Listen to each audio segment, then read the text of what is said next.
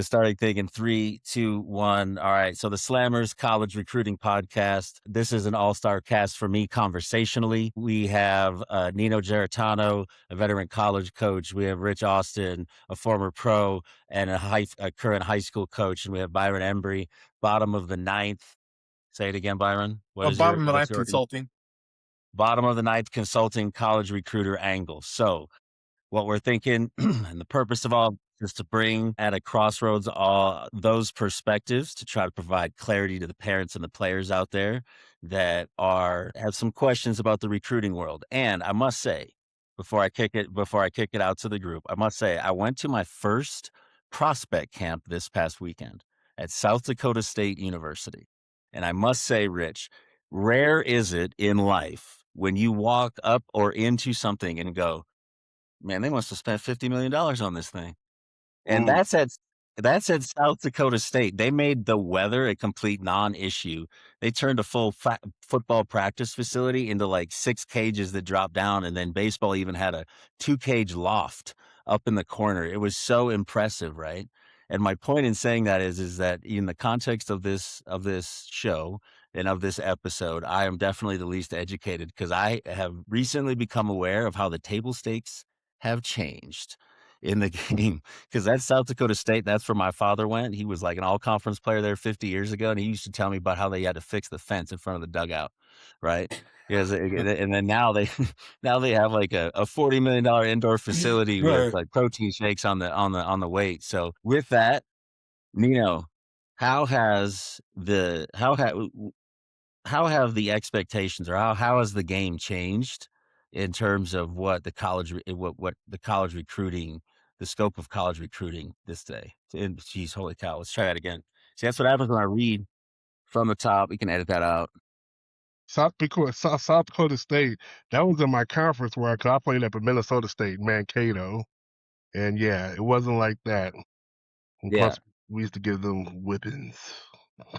All right, yeah, coach. You recruited players for years at the college level. When you compare the process today versus even 5 years ago, what are the biggest structural changes you've seen?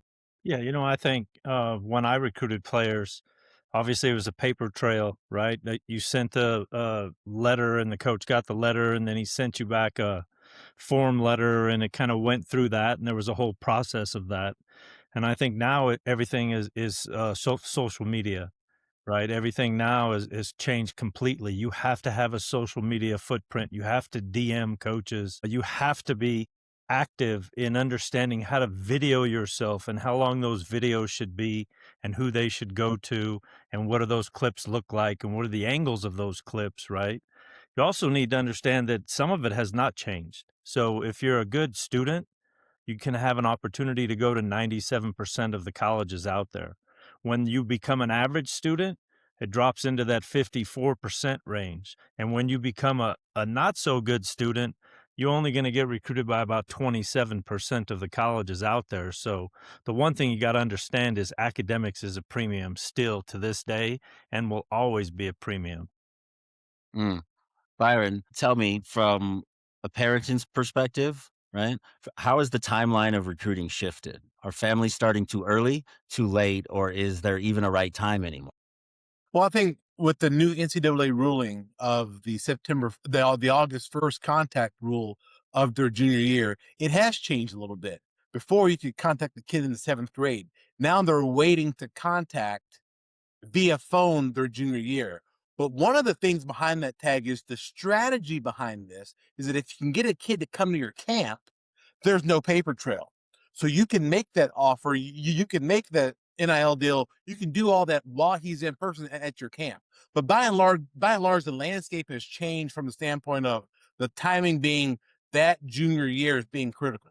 Now, what a lot of schools will do too, when there is that sophomore who's still in 95, 97, they'll go through a third party source to establish contact and make that relationship. So it has changed somewhat.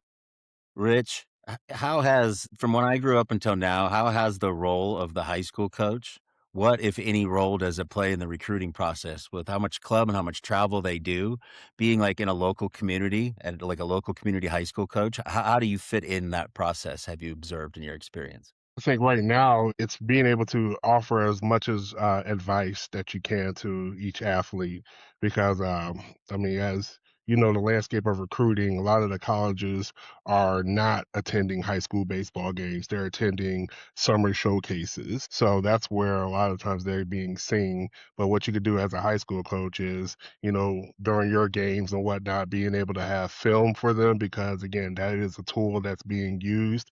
And one thing I like to add about what's changed is with the even with the August 1st of the junior year, you see the landscape of the players, like the age of the players of guys recruiting from other colleges now, which now it might give a high school player maybe some more time to develop.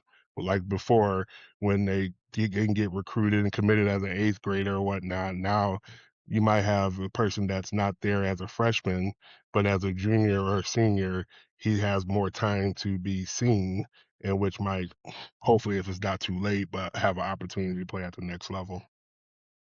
Speaking of the next level, I feel like there's a default mode when what I observe of, say, even my nephew in Ohio, who's like 17 going on 18, or the crews that come through Slammers North, is there is a fixation on Division One.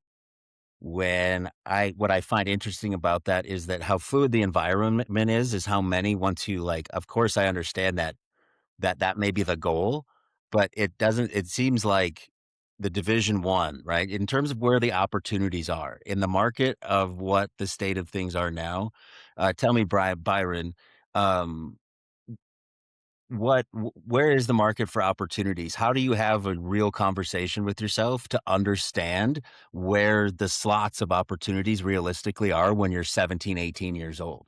That's a really good question tag. And I think the best way to answer that is when you talk Division One, these schools nowadays, when looking at a high school kid, they want a draftable tool, a draftable tool. So not do you project to having a draftable tool, but do you have one right now? Is it 95? Do you throw strikes with the 95? Is it a 6'3" runner?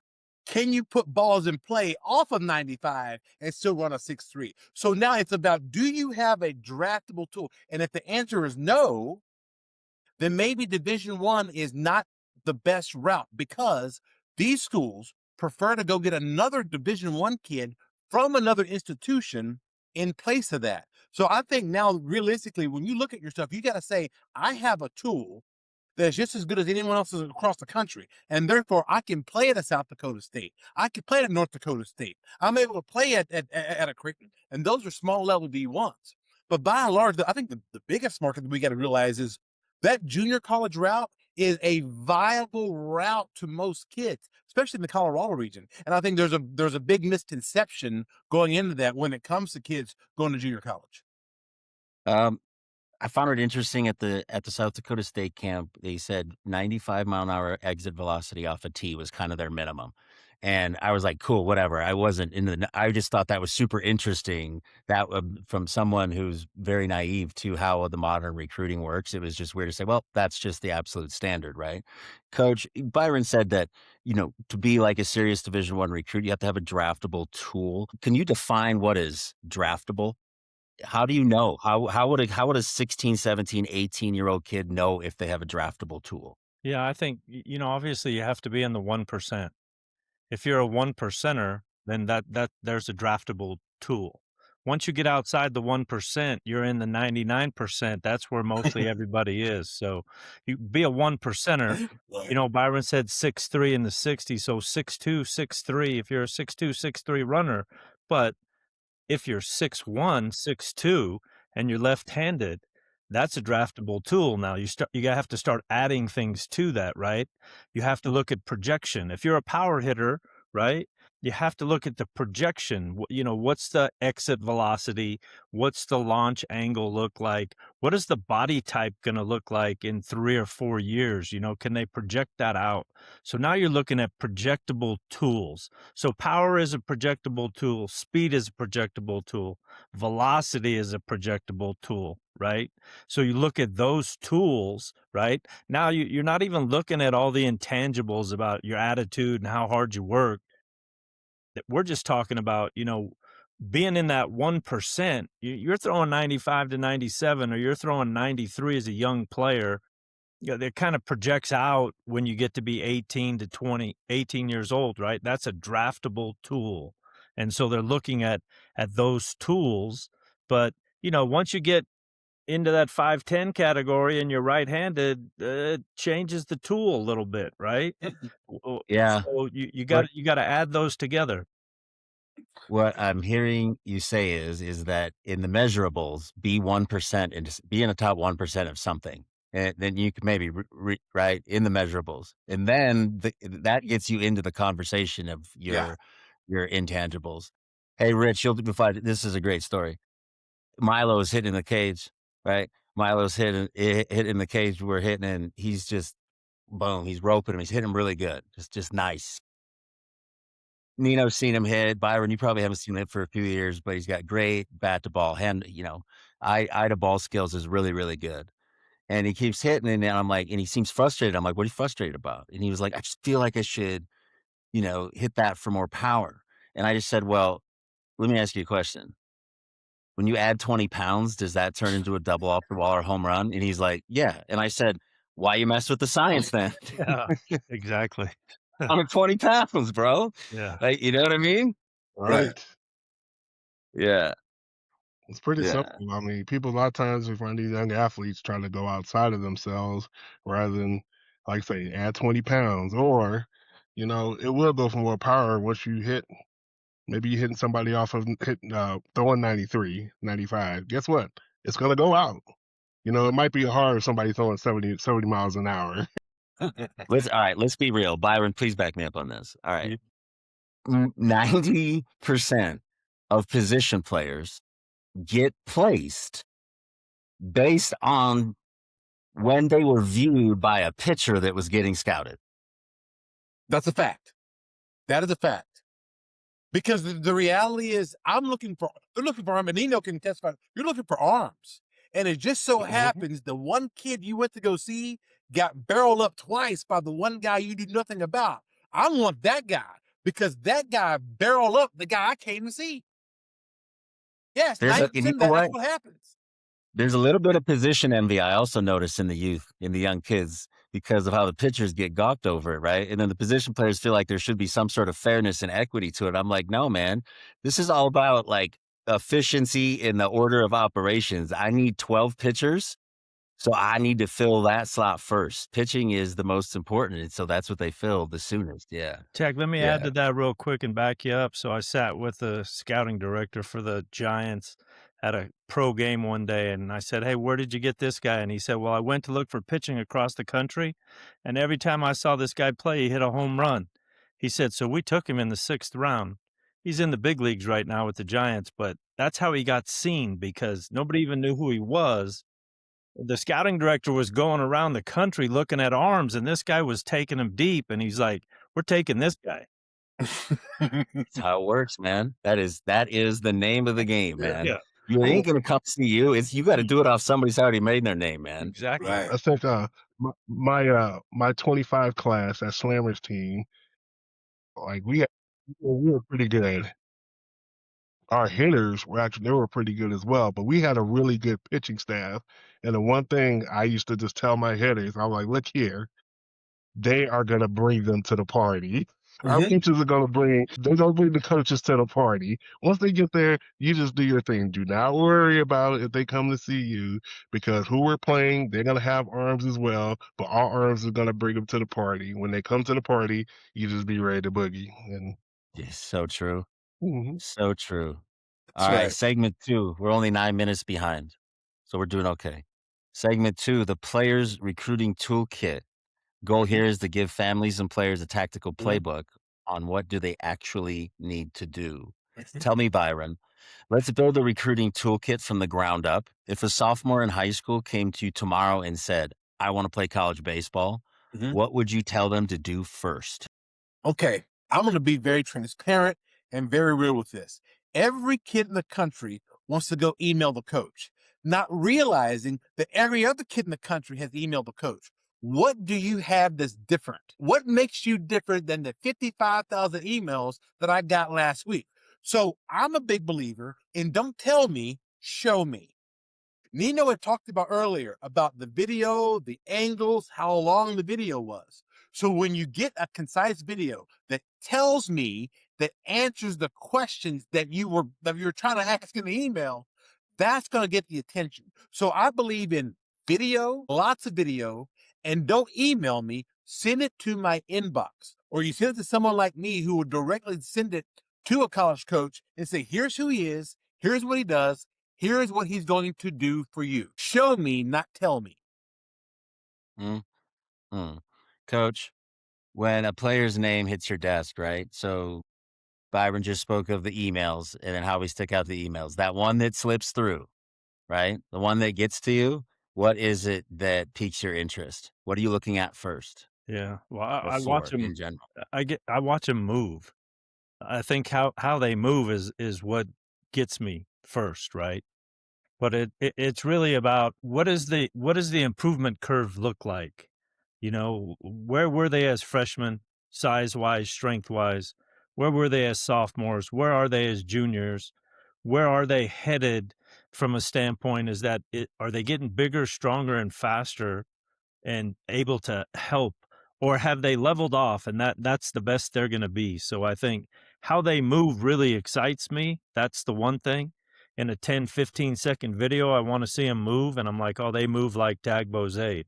Oh, they move like Rich Austin, right? Or they move like Byron Embry. I want to be able to put them in a category of how they move to what I've seen a player look like that's successful.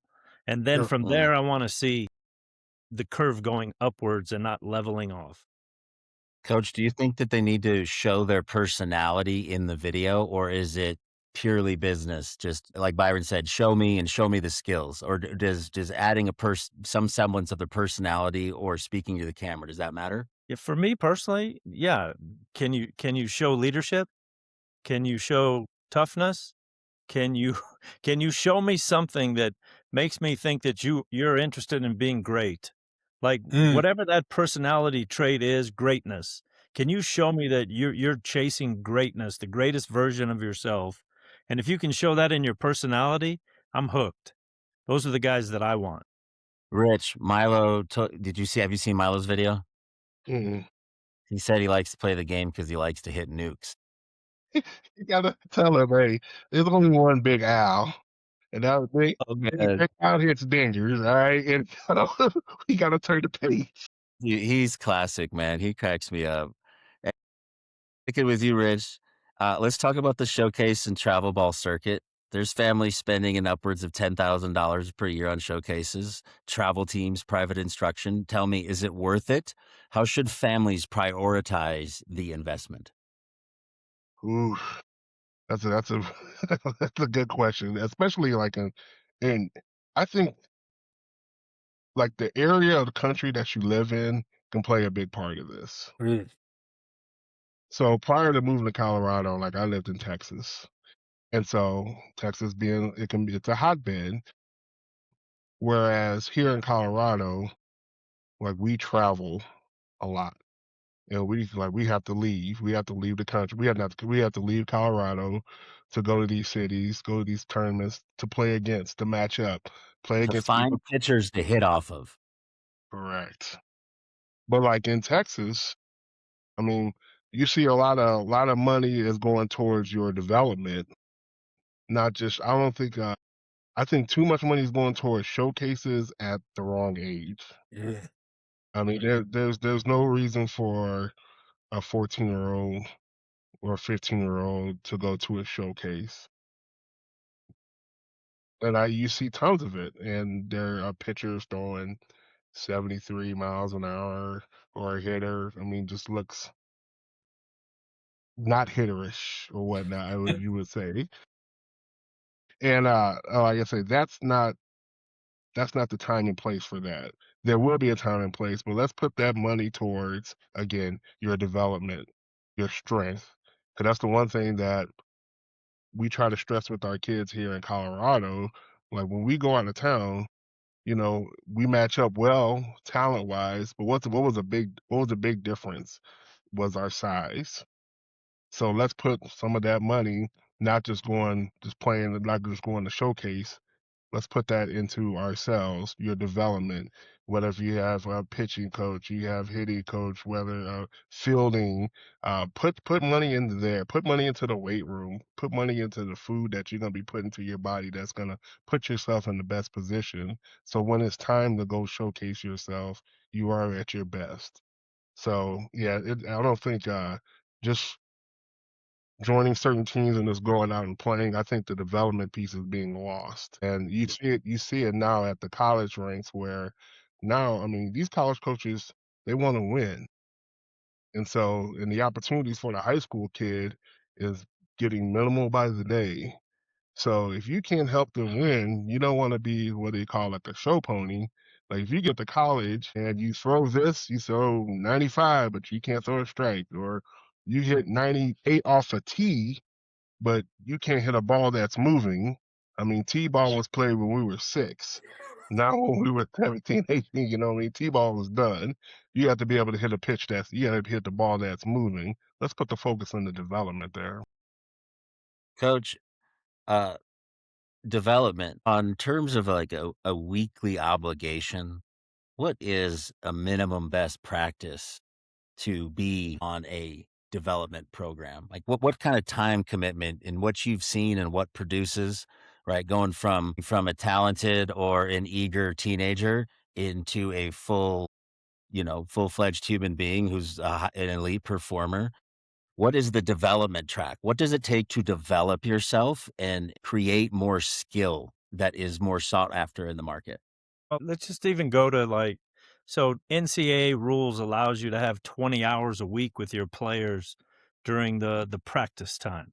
So 20 hours a week, and that's not counting any of the stuff they do by themselves. That's not talking about their nutrition. That's not talking about getting in the training room. That's not talking about watching film. That's just talking about 20 hours of work you have to put in per week just to be at the Division I level or at the college setting, right? So I would look at that and go backwards off of that. So can you put in 20 hours a week? What is that 20 hours a week? Can you put 8 hours a week in the weight room? Can you put 6 hours a week into your strength and conditioning outside of the weight room? Can you put time into your nutrition? Can you put time into your sleep? Can you put time into your skill development, which is, you're hitting, you're fielding, you're throwing. And so it's so hard for kids to go to a lesson based situation where they go to a lesson for 40 minutes or an hour and they go home, right? Well, you get to college and practice is 2.5 hours every day. And that has nothing to do with what you had to do before practice or after practice or in the weight room. And so kids are just, their bodies aren't ready. And so my advice would be get bigger and stronger because those are the guys that survive at the next level. If you're not, the survival rate, you're going to drop by 40% because Sure. you're going to be getting in the weight room. You're going to be going to practice. You're going to be running. You're going to be conditioning. You're going to be trying to do something socially, and you're going to go backwards by 40%. And that's going to be very difficult for you. Mhm. Yes, stack on 15 credit hours, right, of school, Yeah, for forgot those to fun. talk about school. Yeah.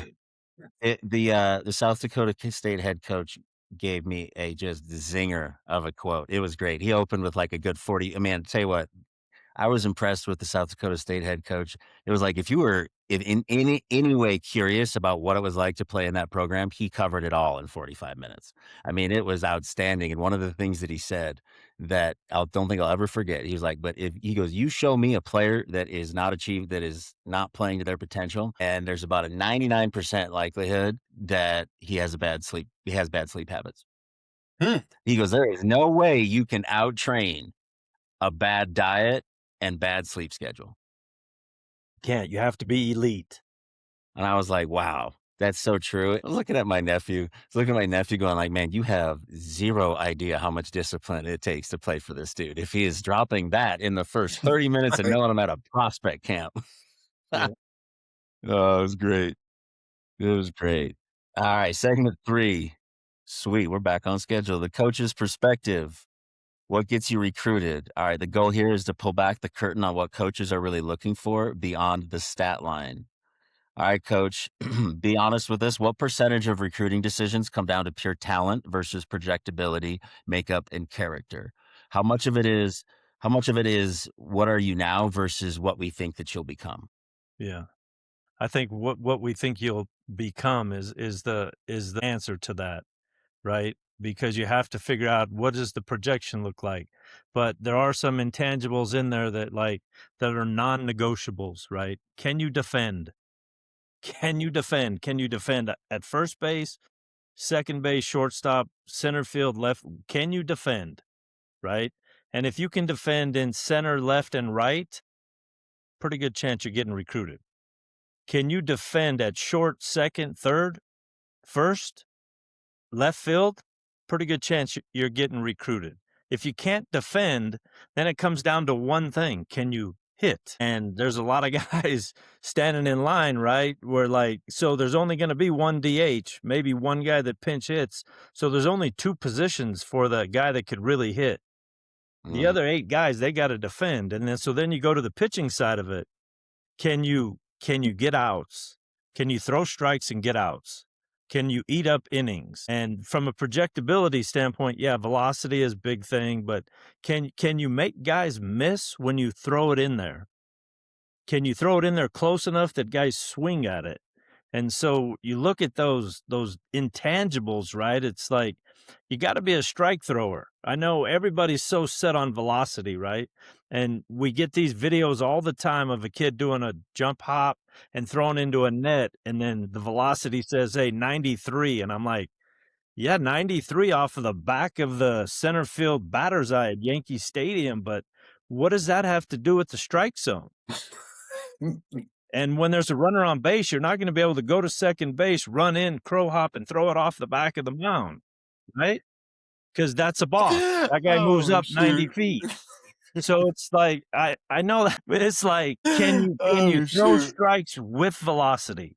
Right. Can you throw breaking pitches in key situations, right? And so now you look at those are non-negotiables for me. Can you hold the running game? Because if you Yeah. show up your freshman year and you have no idea how to hold the running game and you're a Right. 1-6 to the plate, how are we going to work with that? We can get you the 1-4, but now you're going to lose velocity because we had to Right. change so many Right. different things. Right. It's such a good critical thinking exercise to ask a recruit. You need to know whenever you talk to a coach, what makes you different than the other guy? You need to know that about yourself. And if you don't, that's okay. But you need to be in that thinking process if you want to start because the stakes are different because you're playing for somebody who needs to win to feed their family. That's way different. That alignment is so much different, right? So you need to have that sort of self accountability, right? Rich, tell me, you see kids every day in practice and in games. What separates the player who gets recruited from the equally talented one who does not? What are the intangible qualities you want a player to have? Ooh, effort, attitude, and then just like his characteristics, like how he presents himself, how he carries himself. And like I do this with my teams all the time, and I don't think it really sinks in until either it could be years later or whatnot. But like when we arrive to a ballpark, like I make sure that like we're dressed, we're uniform. You have your uniform on and ready to go. So you look like a ball player when you walk up to the field. And I think that you can set yourself apart on just something just as little as that, where a coach is coming to see you and then they're looking at you and they're watching you when you get out the car and they're watching you walk when you get down to the field. And we always hear those stories, and I swear, like the kids, they hear us tell these stories, and it's almost like, oh, here comes another one. But there's a reason why these stories keeps coming up over and over and over because I believe there's some value to it. I believe there's truth to it. Well, I know there is because I talk to college coaches that tell me about them, about how they were there to see a coach, or they were there to see a player, and you know what? This we hire on this guy, and this guy went 0 for 3, but you know what? He flew down 0 for 3, but he ran. I've seen time to first base. Like, yep, that's gonna work. Or guys that lose opportunities because it was a lack of hustle. Mm-hmm. Or I remember a guy. I think this was the Louisville coach. This was many years ago, and they went to go see this guy, and he just like lost his stuff on the mound. And another coach was like, "Well, are we not gonna take this guy?" And it was like, man, I was like, if he can't handle this, what's he gonna be like on a Friday night in front of 8,000? If he can't handle this in this high school atmosphere, Mm-hmm. I can't handle him. Mm-hmm. It's not gonna work. So No. I mean, Can I jump in there on this? Yeah. Effort, well, attitude, and baseball IQ. Effort, attitude, mm, and baseball IQ. I And, went to and Canada to see. Go ahead, Byron. and to add to that, one of the best recruiting tools I learned from Nino, actually, and I never told you this story, Nino. We were in Colorado Springs, and I wanted to meet Nino, and Billy's team was playing his 2028, and we wanted Nino to take Billy's center fielder, Harris Williams. Well, Nino was talking to Harris Williams' mother, so I walked up there to go meet Nino. And Nino was just kind of explaining to her the process and this, that, and another. And Nino wasn't really sure about if he's going to take him or not. This kid could really, really hit. Could really hit. He hits a ground ball to shortstop. I'm sitting right there. I'm waiting for Nino to stop talking so I can introduce myself. He hits the ground ball to shortstop, throw it out first, and he throws his helmet on the ground. Mm. Nino pauses. He says, looks at his mom and says, see, he just threw his helmet. What do I do with that? I walked away. There was nothing I could tell Nino about Harris Williams, who was the best hitter I've seen in Colorado after he threw his helmet. I learned that day. And I recruited him, and he could really hit. Yeah, Yeah. right. Yeah. And you know, Recruited him anyway, right. I went to Canada one day. We played at the University of Washington, and I drove to Canada after the game, and it was 25 degrees and snowing. And I went to see this left-handed hitter in Canada, and it was dark, and the lights were terrible. And I had on a light jacket, and I hadn't really eaten all day, so I wasn't in the best of moods. And Chad sent me to see this left-handed hitter, and he struck out 4 times. He did not put a ball in play, and he was a catcher, and he threw the ball into center field every time he threw it down to second base. And he had the greatest attitude of any player I have ever witnessed struggle like that. And I came home from it, and Chad said, "How did he do?" I said, "Well, he struck out 4 times, and he threw the ball into center field every single time he threw it down. I think he's going to be one of the best players I've ever seen." And Chad said, "What?" And I said, "I think he's going to be one of the best players I've ever seen. I've never seen anybody fail with that kind of grace ever in my life." I love it. Player's name? Player's name? Justin Morneau. Yeah. Yeah. I signed okay. I signed him. He went in the second round. But the part of the story that no one ever gets to know is Jeff Francis was the guy that was throwing against him, left-handed, left on left, the guy that pitched in the big leagues. And Francis For the was Rockies. 86, but he had this unbelievable slider, and he struck Morneau out with the slider 4 times, and it was like that's kind of how it goes, right? That's the IQ. When I saw this guy fail, I was like, this guy's going to be great. Good Good my story. father was a college football coach, and in the contemplation of all of this, a lot of his isms come to mind, and that story right there reminds me of what he used to say, and it was this: always demonstrate enthusiasm. Yeah. Always. Always. Yeah. Even when you are not enthused, work on the skill of demonstrating enthusiasm. There you go. Yeah. Byron, tell me about academics, right? Yeah. How do academics align with a future student athlete's best interest? What are the table stakes there? How do they, what can they lose with bad grades? With bad grades, you better throw 100, right?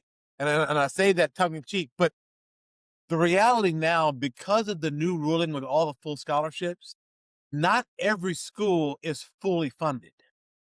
Though you're allowed 34 scholarships, most programs can't afford 34. They may go up to 17. They may go up to 25. So academic scholarship money has to play a role. I can't tell you how many times that the only reason a kid was taken by a program was because he received academic money. What I think kids really need to understand, Tag, is that academics is a financial decision. You choosing to study or not is a financial decision. You choosing to show up to class is a financial decision, because sometimes that's the only way you're going to get on campus. Yeah, that's the only way I got on campus. That's the only way. The only way I got to college was because I had the academics to be able to, so that the situation could work. No doubt, absolutely no doubt. Coach, do parents help or hurt a kid's chance at getting recruited? Yeah, I think you can go both sides of that, right? I think if the parent speaks for the athlete, I think that it hurts them, right? If the kid doesn't have his own voice and he doesn't have his own personality, he doesn't have his own thoughts. But if the parents have the right idea and they're like, "Hey, look, I want my kid to go to college and I want him to work hard at school and I want him to work hard at baseball. And you can play him wherever you want to play him, long as he shows up and shows you that he could play."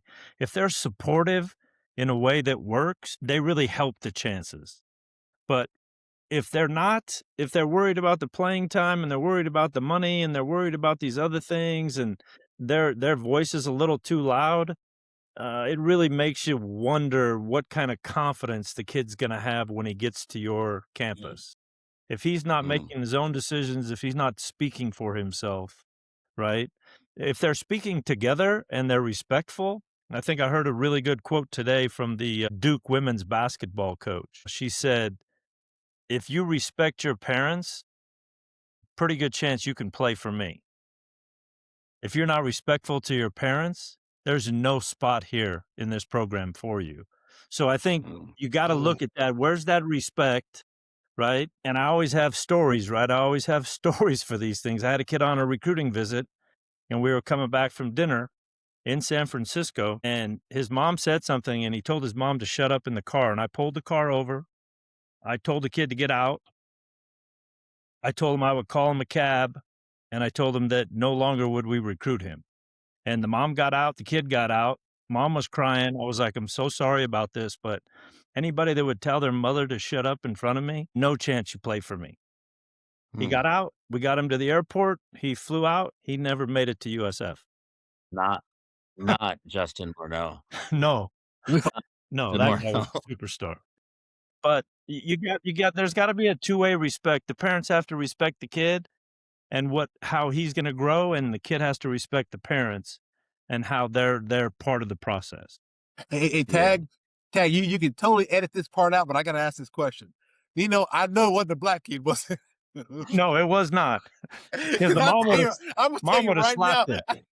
I'm gonna tell you right now. Like, As you were saying that You would've story, my mom would have stopped the car for you, slapped you. drug my ass out the car, Yeah, and whooped my ass on the side of the street. yeah, And yeah, had you try to yeah, stop her, she'd no, have whooped your ass too. I guarantee you don't it be no guy, I man. The guarantee women you better that. rush it out. Be like, whoo.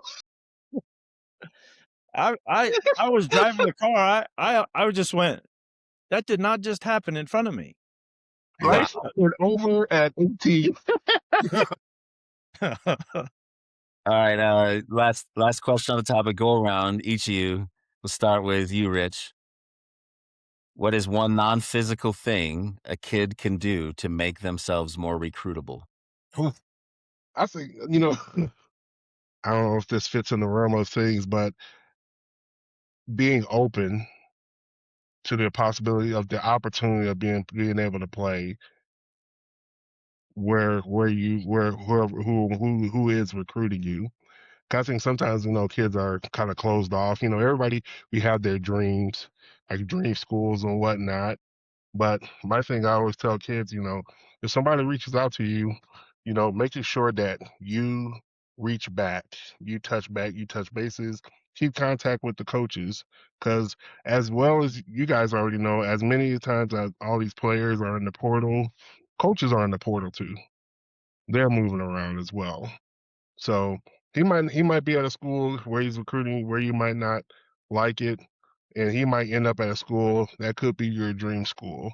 So mine's one of the things I tell kids is like be open because if you want to play college baseball, it might not be the ideal situation where you want to be at, where you want to go right then and there. Because there's a big difference. Is just being in college, being part of a program, or do you want to play college baseball? And playing college baseball looks a lot different than what that ideal, what that dream Yeah, is. there's the people that want to typically go to Division One also have typically have the dream to play professionally or like be a big league player. And I try to level set with people like, okay, if you do that, then this is how you must approach college. You need like 800 to 1,000 at bats. Just gonna be real with you. Hmm. Just gonna be real with you. You want to play. You want to show that you're going to be a competitive professional. Then you're probably going to need to go get 1,000 at bats. Where can you do that? Hmm. Where can you do that? Because you ain't gonna get better by sitting. You're Right. not. You're not. Nino, what about you? What's one non-physical thing a kid can do to make themselves more recruitable? Yeah, these two are the same. It's one, but it goes into two. Be present and be coachable. If you're present and you're coachable, that's a nonverbal thing. That's how you stay. That's how you get there. That's how you can do it. It's nothing. You can ask questions, but not even asking questions. Just be coachable. And so I bring it to this point. You were a verbal learner, Tag. You're in the 1%. Everyone else is a visual learner. Everyone else had to see it in order to do it. With you and I, when I wanted to teach you something, I said it to you. You put it into your mind. Visually, you put it into use, and then you used it. I never had to show it to you. I could always tell it to you. And so I could Mm, always tell you how you were moving, and you could do that. And so that was a very good nonverbal cue that you had that made you a 1%er. Is I mm, could tell it to you. You could look at me and shake your head just like you are now, and then you could execute it. Sometimes I could tell that to 99 other kids. They look at me with this puzzled look, Mhm. and I'm like, "That you're not present, right? mm. And you're not coachable. But let's find a way to coach you. Maybe that is through visual, and that's probably 98% of the players are visual learners instead of auditory learners." Mhm. And that even plays off of Rich's point of like being open. And I think what you're saying too is have the courage to be curious. Mhm. Because if I here's another thing I can say is that made it sound like you said it, and I was like, oh, yep, yeah, got it, right? Yeah. No, like, it was a conversation, just like you've answered that question before. A relationship with a great player is a conversation because you tell me to do that thing, and then I'm like, I visualize it, then I explain it, right? And I felt that I always felt comfortable with you like that, where I could have the courage to be curious. I could ask you questions, right? Yeah, Because like, and that's you all in the always felt presentation. safe that you Yeah, could challenge what I said, and I wasn't gonna be hurt by that. yeah, You'd be like, yeah. "No, this is how I hear it." And I'd be like, "Oh, great. Let's run with that. I'm gonna announce my presence with authority. Oh, let's run Right. with that. Confidence. Let's go." What you got, Byron? What's a something non-physical a kid can do to make themselves more recruitable? I think it goes on with what both Rich and Nino said. Be professional. Professional means conduct yourself professionally. You ask questions, you show respect, you don't show emotion, you run every ball out hard, you perform, you practice, and you set the standard of professionalism. Means Mm, people should think that you're being paid to do what you do. I And like it takes no effort, it takes no talent to be professional. But that's a decision that someone has to make. mhm. Yeah, I like Nino's characterization of the, nonverbal. Like, that's very important. Again, at that South Dakota State camp this past weekend, like, he spoke for 45 minutes at the beginning, and 40 out of the 50 kids, like, just lost it. Just no posture. You know, it's like, you know what I mean? Just could not even hide the fact that they didn't have the listening skills to be a Division One player, but I digress. Alright, guys, it's halftime, which means it's the speed round. Gonna spice it up if you need any bathroom breaks. Okay. We should take it now. Okay. Yeah. So he's changing it up so it thinks it's a different episode, Rich. Yeah. Are It's there gonna be a little bit. are there What do rules you for the speed round? hang on. All right. Speed round. Okay. Halftime. Rapid fire. Shift the energy. Fun, fast, unfiltered. Each guest answers in 15 seconds or less. All right. Here we go. Are we ready? Let's start with Byron. Byron. Go Byron, Rich, Nino. That'll be the order. Byron, best college baseball town in America. Best college baseball talent in America is the shortstop at Tchaikovsky, the shortstop at UCLA. Shortstop? At UCLA.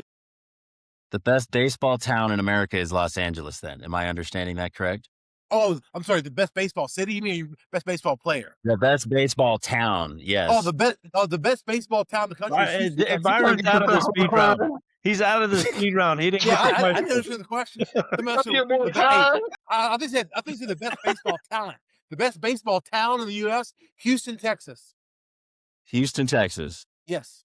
Rich? Rich, what's the best baseball town in America? You know, that our experience, what was that ball six was that out in Aggie land. Yeah, down at Texas A&M. That was College Station, Texas. That was pretty incredible. I played for Mark Johnson. He was my Team USA coach, and he was a Texas A&M guy, and he seemed like the Marlboro man was coaching baseball. Like, and they had the College Station. You could tell, like, that's a great college town. Mm-hmm. What about you? Let's say you, Nino. What's the best college baseball town in America? Mississippi State. Wow. That's Starksville? Starksville, Mississippi. Is that good?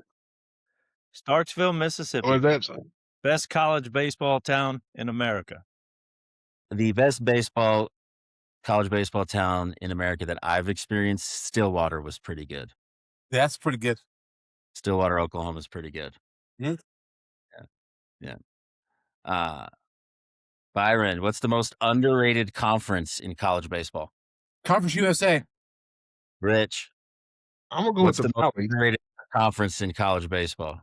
I'm gonna go with the Valley, Missouri Valley. Nino, most underrated conference in college baseball. West Coast Conference. Mm. How did you know that was coming? Sorry. Yeah, Had to do it. Had to stay there. I'm gonna take a bit of a contrarian point of view and say probably the SEC, and this is why it's the most underrated, because it's the best, and I think that people, particularly from west of the Mississippi, have no idea how good baseball is in the South. So I think Amen. the SEC, while it is like it's the king, I think people have no idea how much of on They a don't. day in, day out, year in, year out basis, what it's like to compete in a conference like that. It's 95 every night. Every night, With man. no breaks. And with the NIL, it's like, hey, don't have a bad 3 straight games. You know how much equity you'd have to have in your behavior to have 3 bad games in the SEC? Yeah. Byron, what's the biggest waste of money in the recruiting process? The biggest waste of money in the recruiting process would be showcases when you're not ready, as we talked about before. Rich made the argument about showcase, but we're doing showcases without building a case of what to show. Yeah, right. So showcasing with nothing to show or case. Yes. Right. Know what to showcase. That's perfect. Thank you. Rich, what's the biggest waste of money in the recruiting process? I guess I said it. It's the showcase. When you're not put it nice when you're not ready. Stop spending on Nino, it. do we have a consensus on the showcase? Yeah, no, the biggest waste of money in the recruiting process is not knowing where you want to go to school, not having a geographic location of where you want to go, not understanding what you want to study and what type of environment you want to be in, not understanding what conference you can go and play in. The biggest waste of money is just throwing a list out there and having no idea whatsoever of those factors. And you're just wasting time and you're wasting money, because once you narrow it in to the 5 schools, the 10 schools you want to go to, could be Division 3, Division 1, Division 2, then you have to be seen by those coaches or you have to see those campuses to know whether you're interested or not. So there's no reasons wasting money going to Wow. Mississippi State or Tennessee or LSU if that's not where you're headed. I think that the biggest waste of resources in the recruiting process is anything that makes people think that you're going to have to go out of state and hit a power arm. Like, that's it.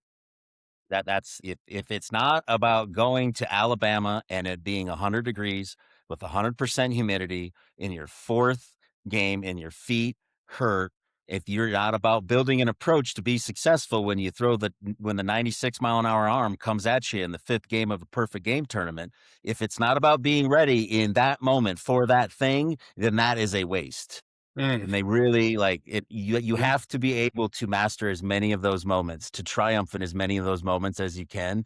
And that focus, that intensity is lost. It sometimes is lost in the preparation of things. I think I think the time that people waste, just like, no, hey man, like you got to go down to Birmingham, Alabama, play on a Sunday morning at 8. Cause you know what? If I'm a college coach that's serious about a guy, I want to see him play the 8 in the morning game. And by the way, I probably have to, cause I got a flight back home. Right. So I'm going to show up at Sunday in the morning. I'm going to have nice, good coffee and I'm going to watch this kid's demeanor. I want to see what kind of energy he has in his body at 7:45. I want to see what happens when he gets the first bad call at 8:15 because the umpire's half awake too, right? All of those things matter. That's how you reveal who you are. That's You right. know? I want to know Yeah. what he ate and how he slept. That answers my question right there. What he ate and Yeah. how he slept. Byron, what's the one tool every recruit should have? The one tool that every recruit should have is a realistic expectation. The one tool every recruit should have is a realistic expectation. And what I mean by that is understanding the importance of going where you're needed and not where you're wanted. Rich, what's the one tool every recruit should have? When a coach extends his hand out for a handshake, you shake his hand firmly and look him in his eye. Presence. Own your presence. Got it. Coach, what's Confidence, the one tool every recruit should have? confidence to communicate, confidence to work, confidence to listen, confidence in yourself as a I think that the one tool that every recruit should have is the ability to express themselves. The Mhm. ability to explain out loud that this is what my approach is, or this is the sequence that I have my body operate in. I've noticed that the younger kids now, and I think it's tied to how much digital stuff they have, but it's really hard for them to explain how they operate and what they're doing. And I think that that's a skill that really accelerates, like we talked about nonverbal cues, also the verbal ones, like being able to explain what your purpose is, what are you intentional about? You being tell the able to story about your articulate. dad. Tell the What's story that? about your dad What do you mean? when he Which one? talked about tell him what your dream is. Oh You yeah. have to be able to So my express dad what had your this dream thing, is. like, hey man, no matter who it is, when you're in the recruiting process, my dad's advice to me was you need to be very clear about what your dreams are. Very clear. So if your dream's to be a major league player, you need to tell your coach that, because if you don't get your coach to sign off on your dreams, nobody else will. I Like love that. that was table stakes from the beginning, was like, what's your dream? And I feel that how many touch points there are in the recruiting process has really diluted, like, hey, just be explicit about what your dream is and be willing to participate in an environment that holds you accountable to that. And it's I love okay that. if your dream is to be the best teammate ever put on the planet. You can be that. Mm. You can be that too. I mean, you can be the greatest player ever on the planet, but you can also be the greatest teammate ever Teammate. on the planet. Mhm. That opens the door for you too. Sure does. Oh. Byron, early commit is that a good idea or a setup for regret? The early commit has more likelihood to be an early regret than a really good setup. Because as you see now, a lot of these kids are committing early tag and having the scholarship pulled the day before signing date. It is such a risk. You commit to a school your second year of high school and they pull it before signing day. I think it's a risk. Rich, what say you? We're seeing it too much. We're seeing it in our own backyard. I think it's a risk. Yeah. I Coach, think as somebody who hands out the early commits, like from the college team's perspective with the early commits, like how serious is that? How fluid is that? How permanent is that thought of from the team's perspective? no, it's a huge risk. But if the player knows academically what they want to do, if they know baseball wise what they want to do, if they understand geographically where they want to be, if they understand the coach and what the coach is truly about, it's not as big a risk for those types of players. But if you haven't done all that work and you're only choosing that school based on that's the best place I can go to and I love the color of their football helmets, that's a risk, right? You got to like more than just their football helmets and what they did on television, right? You got to understand the other parts of the process. I was listening to LSU today talk. They were going in their first game and they interviewed each one of the freshman kids. Why did you choose LSU? And every single one of those kids knew why they chose LSU. Some chose it because they wanted to play in the big leagues. Some chose it because they wanted to play at Alex Box Stadium and be coached by the best coaches in the country. Some of them chose it because they loved the area and that's where they wanted to play their whole life. Some of them chose it because of the SEC. But every one of those freshmen, they had an idea as to why they chose LSU. It had nothing to do with the gear they had. They want to play at the highest possible level. They want to challenge themselves. They want to develop, hands down. I broke the rules to the speed round. Sorry. Yeah. Well, just to add on, one of the things I used to I tell players still to this day, I'm like, when you're choosing a place and when you're looking at the place and looking at the baseball program, whatever, and then the schooling and stuff like that, take baseball away. If baseball is taken away from you, because this is still a place that you can thrive in. If it is, Yeah. then it's a good spot for you. If not, then continue to look. I don't really have an opinion. I don't have any sort of an educated opinion on whether it's good to be early or good to be late. I will say this, it was April of my senior year before I ultimately where I went to school. It was April of my senior year in high school before I ever really talked to that coach. Right. So that happened all very late. I understand the anxiety of players that feel like they're behind. I just wish that there was a little more grace and a little more acceptance. Like they're trying to get placed, and what they really want is an opportunity to play when they're 20. Am I right? Am I right? And they're really anxious about getting somewhere when they're 18, and it's like you really wish you could slow them down and understand, that the pressure of like committing. There's only so many spots, right? And the market aren't the coaching, let's just whatever coaching recruiting time, right? What percent of it do you think in terms of the coaching availability is spent on time in the portal versus high school time? What sort of shift has happened in the last 10 years? 90% in the portal, 10% on high school. Right. I would Yep, even go 100%. 99% in the portal and Right. 1% in high school I was because going to say it's even higher than that. Yeah. you'd have to be the 1%er for me to recruit you out of high school. And if you're not, I'm going in the portal, Exactly what Byron said. find somebody. And I think a Yeah. couple things here. Can I add to this though? It's like you have to pick a place that you are interested in. And someone that's interested in you has to pick you. And if those two things don't ever align, get in where you fit in. Don't go someplace else, right? And so a lot of times a college coach is interested in you, but you're not necessarily interested in them, and you decide to go there because they were interested in you. That's right. A lot of times That's you're right. interested in a program and they're not interested in you, and it never matches up. And you have to go someplace where you are interested in going and they are interested in you, because now you're going to get an opportunity to play when you're 20. But if those two don't align, If they don't align, it's a risk. Anything outside of that is a risk if they don't align.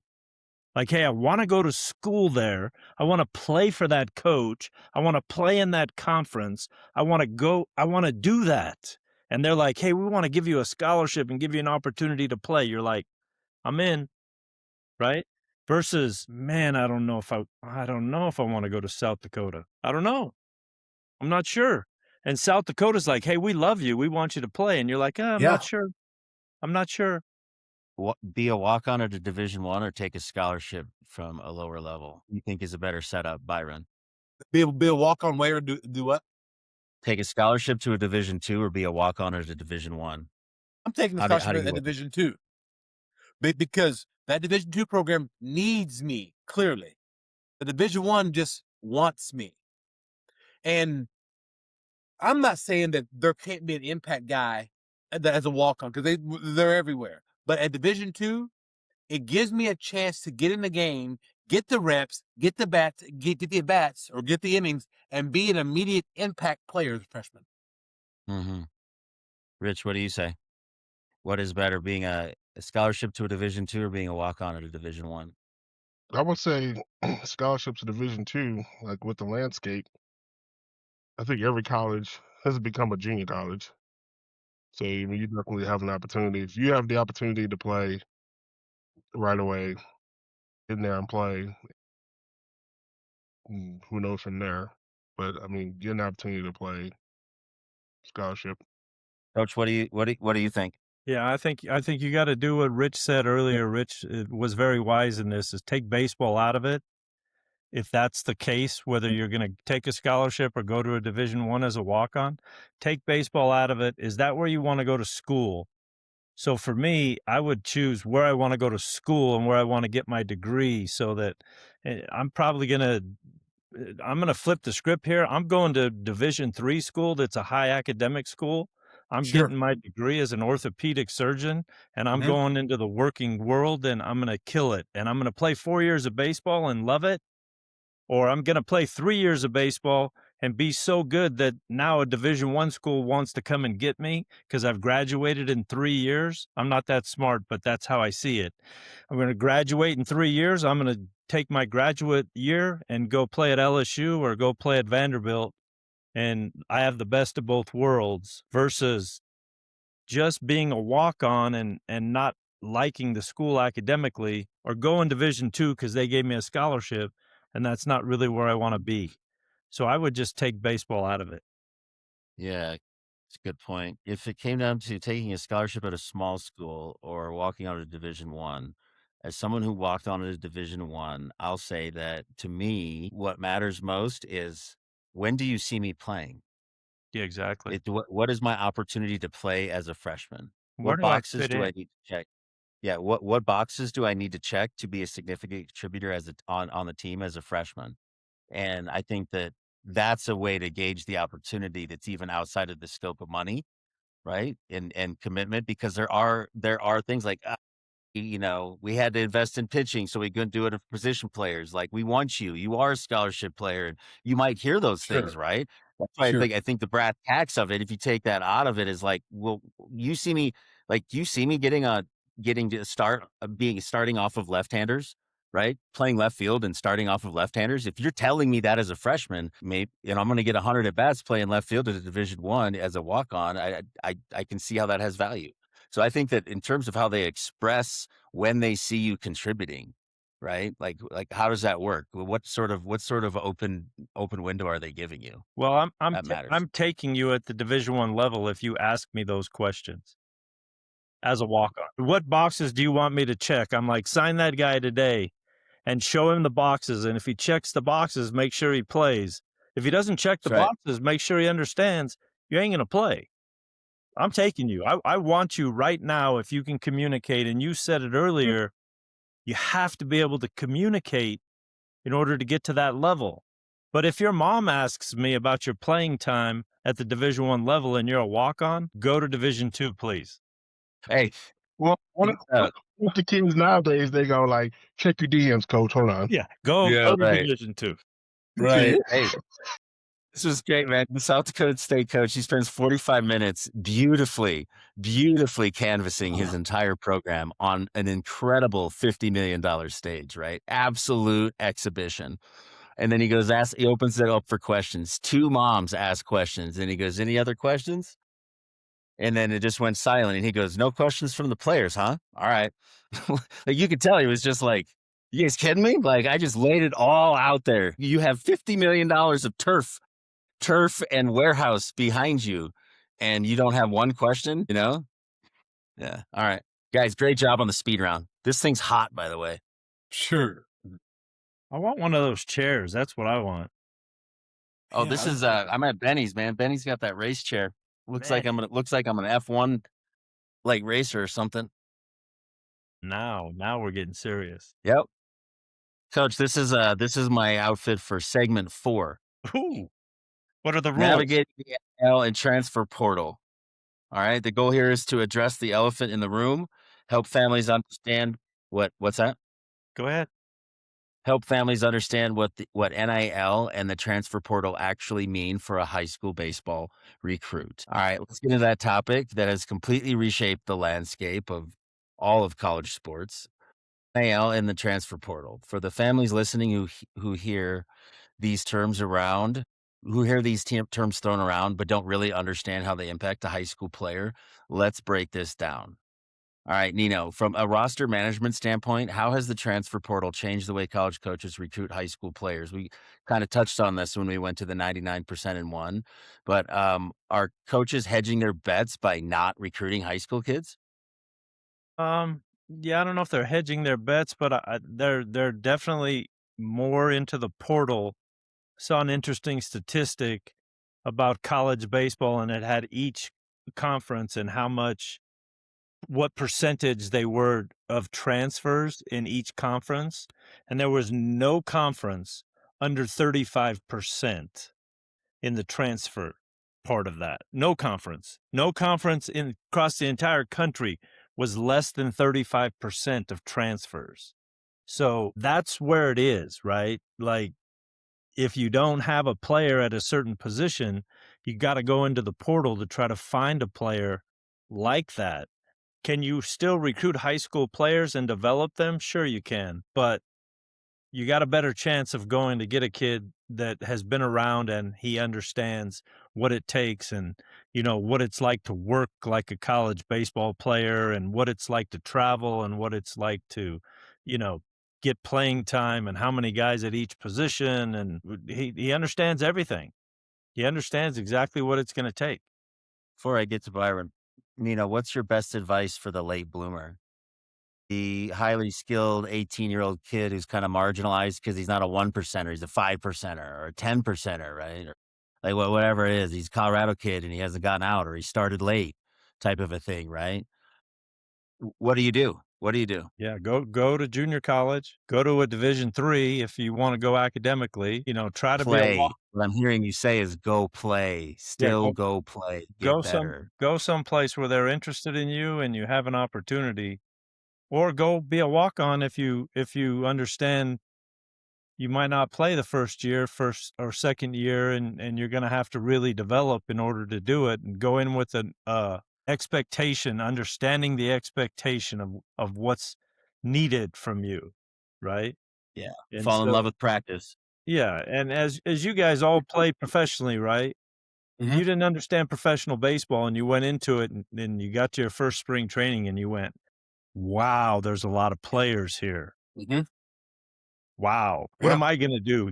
How am I gonna stick out? Like, what do I have to do? And your first time seeing it as a pro is like, and that's exactly what high school kids are faced when they get to college. They look around and they're like, wow, look how big and strong, and look at these guys. Why are Yeah. these guys at the field at 10 o'clock in the morning? What?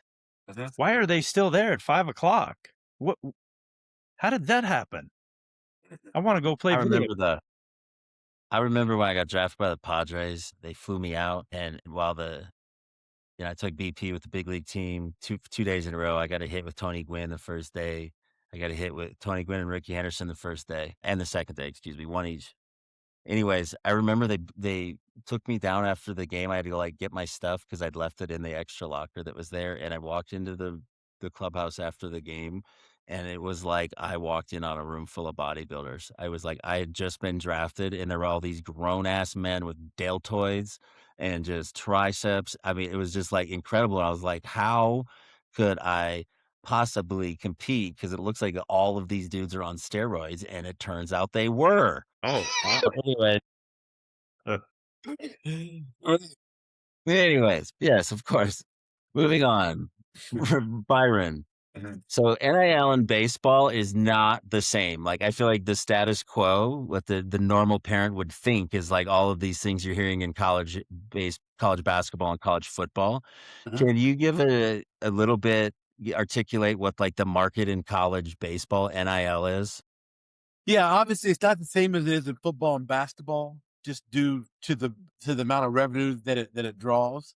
But you do have those high dollar players. Your high dollar players are used to prevent them from going to the draft. For example, when you see that potential first round or second round or third round high school guy, you're hoping that you can give him enough NIL money to prevent him from signing. Or what if you have that junior that's going to be a 7th round pick? Can you provide enough revenue for him or NIL money to prevent him from signing that contract? Players are going to college now or staying in college who would have normally signed because of the money. And that's changed the landscape of college baseball altogether. I mean, you think about this. Carson Tenney, who was at Notre Dame, got I don't know what the dollar figure was to go to Texas. Right? Notre Dame couldn't pay that. He's going to go to Texas, and it's going to take a really good draft to keep him out of playing, going in the draft, right? It's going to take a really good paycheck from Texas to prevent him from signing, and they just may do it.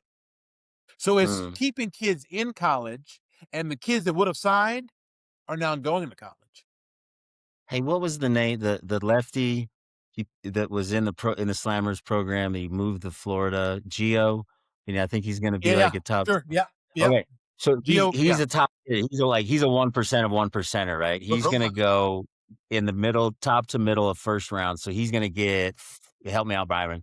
$5 million, $8-9 million.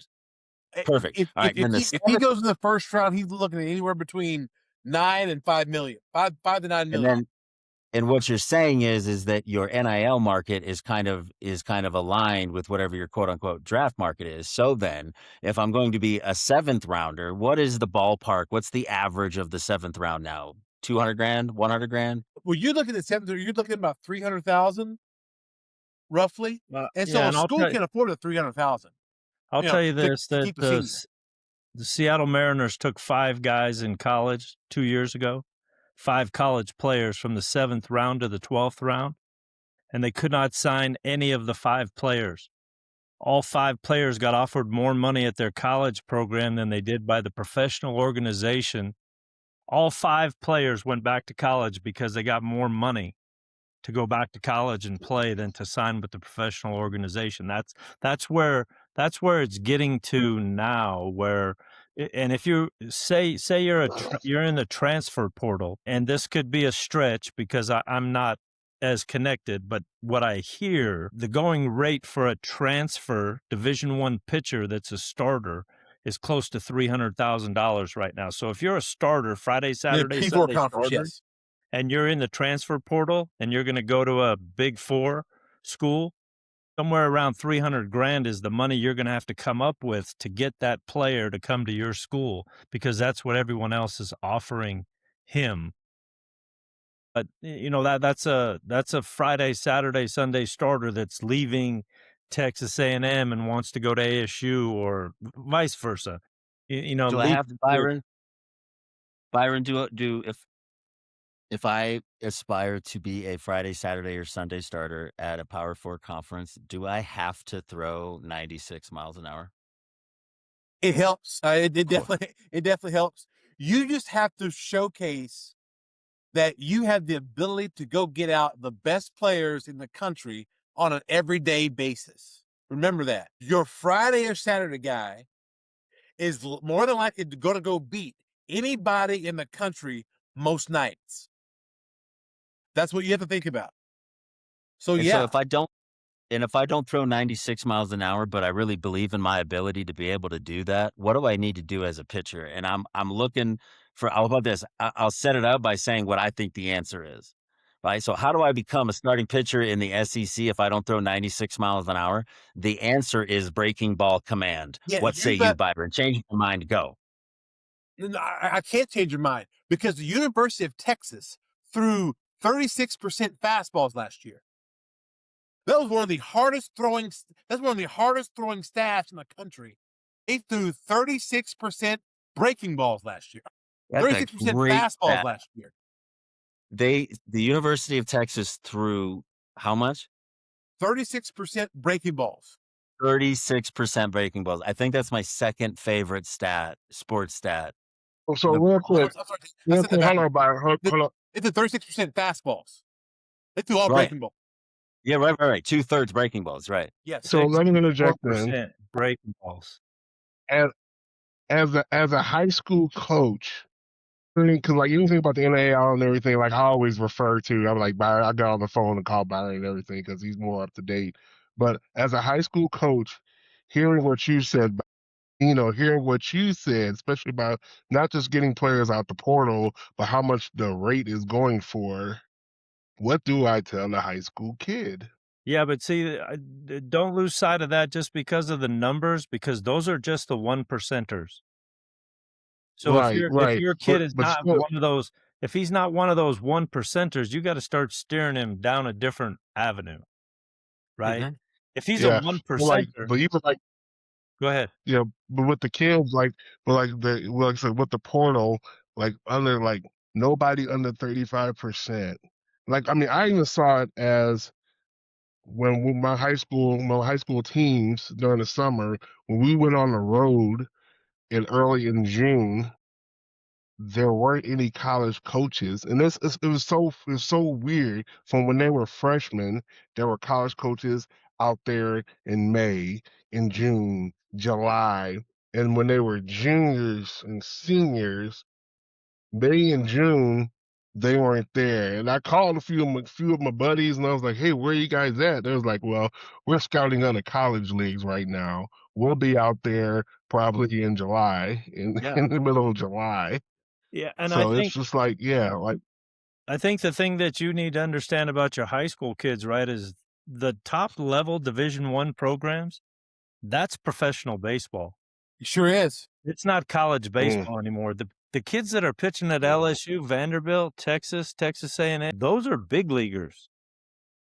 Those aren't just college pitchers. I mean, those guys are going from college to the big leagues in less than a year. A good amount of those guys. Those Yeah, guys they are are. either pitching at the back end of a bullpen in the big leagues in a year, or they're in the starting rotation within 1 or 2 years. Mhm. And they're getting paid like that to go to college. Yes. And so the high school kid that wants to go to college and he sees it as a developmental thing, like, hey, I just want to go to college and I want to develop. I'm throwing 86, 87. I want to go to college and throw 91, 92. It's like when I was recruiting at Arizona State in 1998, coach said, hey, look, go get guys that are 88 to 91 with a breaking ball, with a changeup that could hold runners and get outs. Those guys are not pitching very much in Division I right now. I mean, they're Yeah. 92 to 97, 88 to 91 guys. You really have to have something You special, bring something special. Yeah. something really special. Like you have to have a wipeout breaking ball, or you have to be able to throw it anywhere you want to throw it to be successful. So I think long way to get to the answer. Look at your kids, tell them one thing. You got to keep developing. You got to keep getting stronger. You got to keep developing, because if you keep developing, you got a chance to play. But if this is all you got and you want to sit on this, let me tell you a story. Most of the guys at that next level are 96, 94, 97.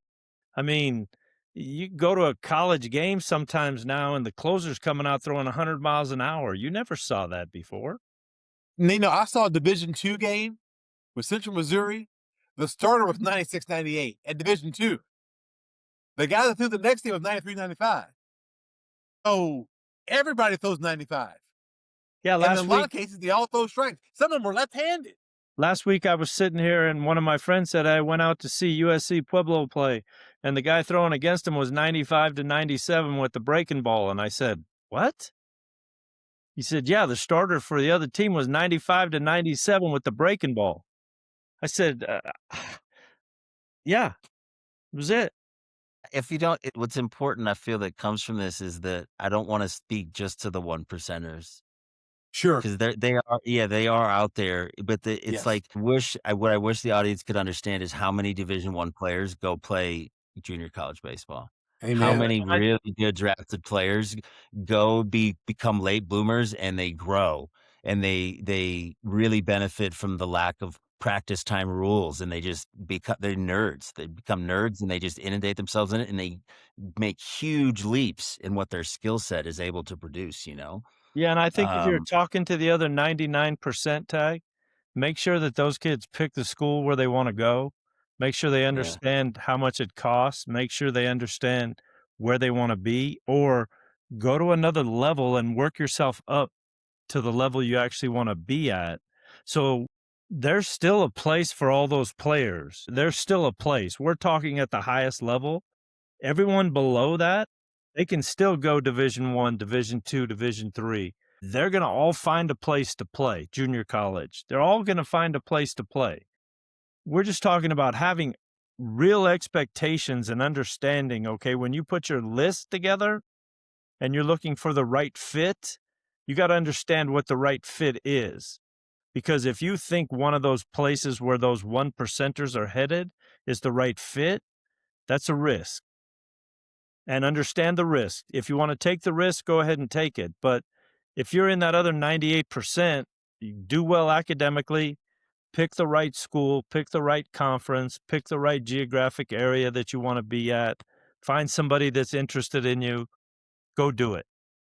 And there's plenty of opportunities for those kids. I just think they have to be much wiser when they're building their list, and they have to be much more methodical, and they have to understand how to get it done in the right fashion. If not, they're going to get stuck in the crack. Awesome. So, final advice and where to find help. All right. So, we're coming to the home stretch here. I want to end by giving each of you the floor. If you had 60 seconds with every baseball family in America, what would you tell them? Let's start with you, Rich, and then go to Byron and Nino. No. Get out of here. If I had 1 minute with a room full of families that were trying to get recruited, or if I was giving recruiting advice, I got to go back to what my dad said. Be explicit with your dreams. Put yourself out there, and you're looking for a partner in your dream. And dreams are expensive, and understand that dreams are expensive.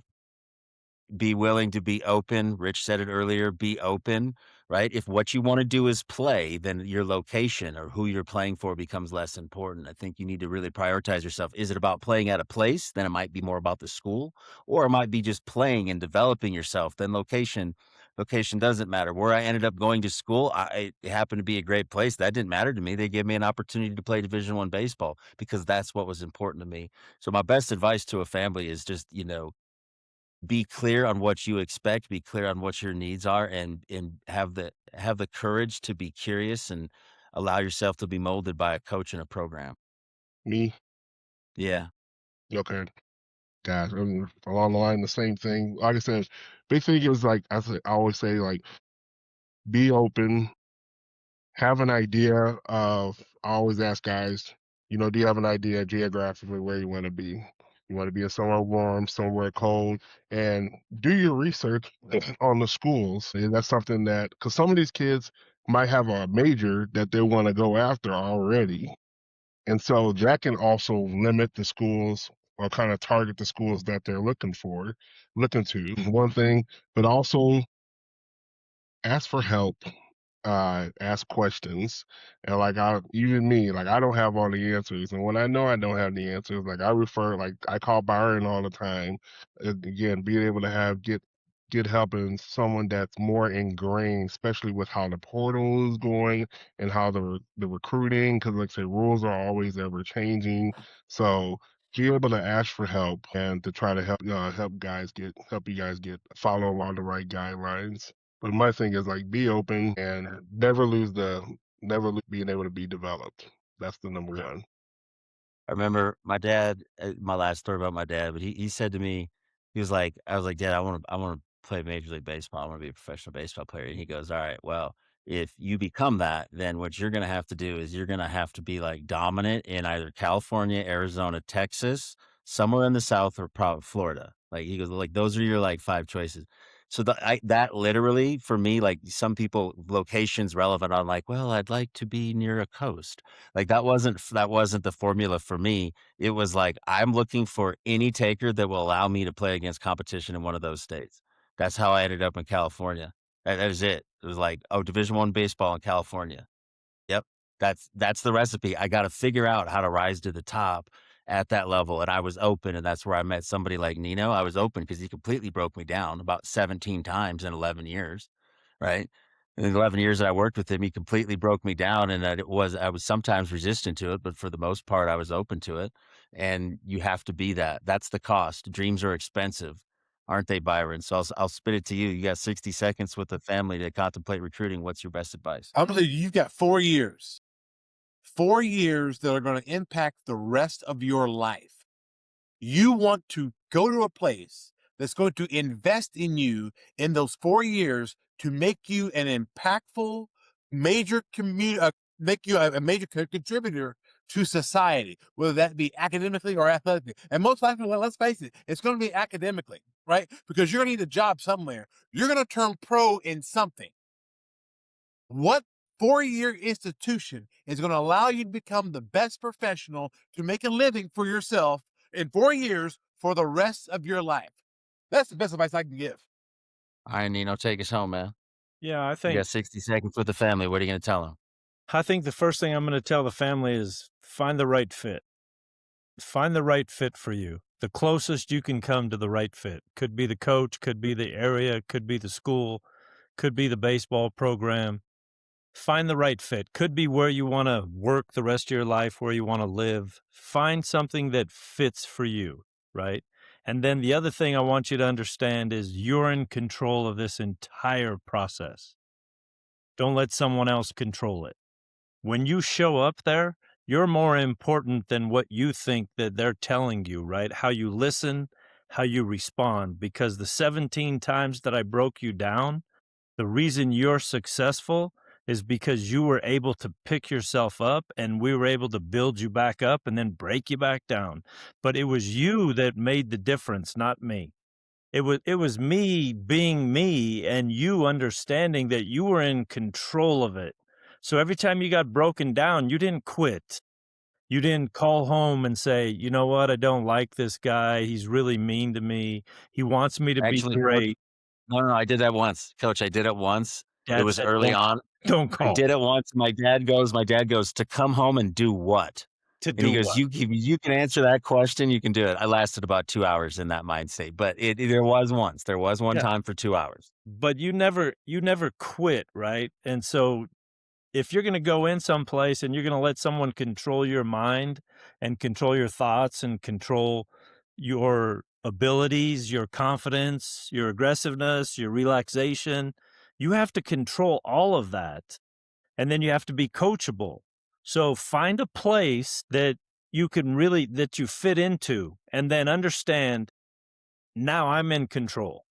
I am not going to blame somebody else for failure. I'm not going to blame somebody else for not doing what I can do. I'm going to go to school.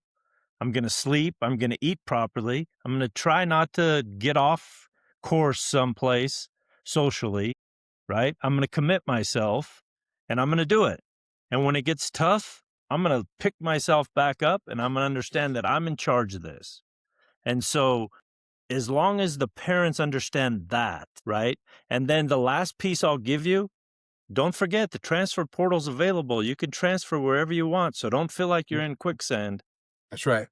Don't feel like you're in quicksand, but understand if you go into the transfer portal, only 49% of the players that go in the transfer portal That's find a right. second home to That's play. right.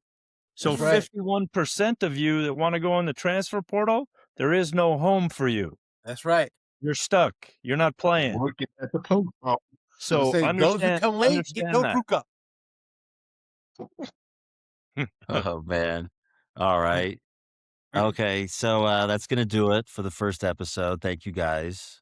It was outstanding, just like I knew it would be. To every family listening, we know the recruiting process can feel overwhelming, but you don't have to do it alone. Surround yourselves with the right people. Focus on what you can control, and remember that the goal isn't to just play college baseball. It's to find the right fit where you can thrive as a player and as a person. It's very important as a player and as a person. If you want to work with us at Slammers, you can head to our website. We have a lot of information there. Byron, why don't you let them, all of us too, where can we find? I work out of Slammers North. I'm there multiple days a week. That's the place to find me. Byron, how can families find you? Well, as my website's being built now, you can simply find me at byronembry95@gmail.com. Okay. Rich. I too work out of the Slammers North location out in Broomfield, Colorado. But also, I'm at Dawson School.